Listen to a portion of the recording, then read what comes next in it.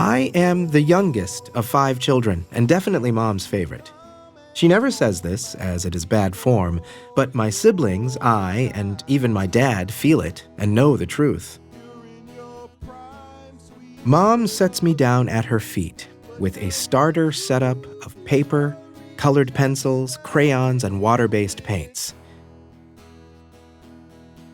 In this ideal artistic setting, we listen to plenty of jazz, Derek and the Dominoes' Layla, and Traffic's John Barleycorn Must Die, her favorites among many, and I request anything by the Beatles while I trace and paint my approximations of the wondrous feast for my young eyes that is the Sgt. Pepper's Lonely Hearts Club Band album cover. I take in a great deal of Mom's influence, and it is apparent from early on that I have a gift for rendering. Mom's approval encourages me. "That is so beautiful, Issa," she whispers. "Looks just like Paul. Wonderful. You are a great artist, son." I bounce about the family home in a red towel that Mom pins onto my Superman t-shirt. With dungarees stuffed into a shiny pair of red knee-high rain boots, up and down the stairs I fly, sometimes taking a nasty spill. I run to Mom, not to attend to my bump, bruise, or scrape, but just to make sure my cape is still on. When tired of superheroics, I retreat to my bedroom, my fortress of solitude, where my art table calls me. There, with the proper pop coordinates fixed, I start doodles that beget sketches, which grow to patient drawing.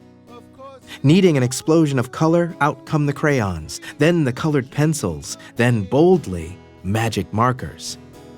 Finally, needing to expand, I experiment with watercolor techniques, gouache, acrylics, and inevitably oils.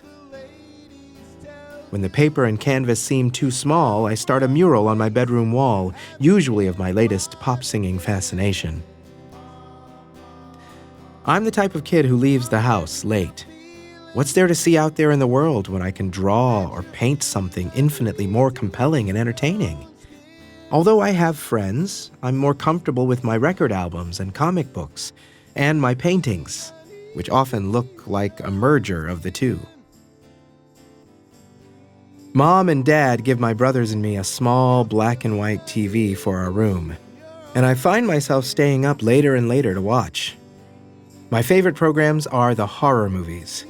I love catching a good austere scare from Universal Studios or England's Hammer Films, but for the real primo nail-biters, I stay up on the weekend with Smiley, Cal, Carol, and Lauren and take in creature features and chiller theater.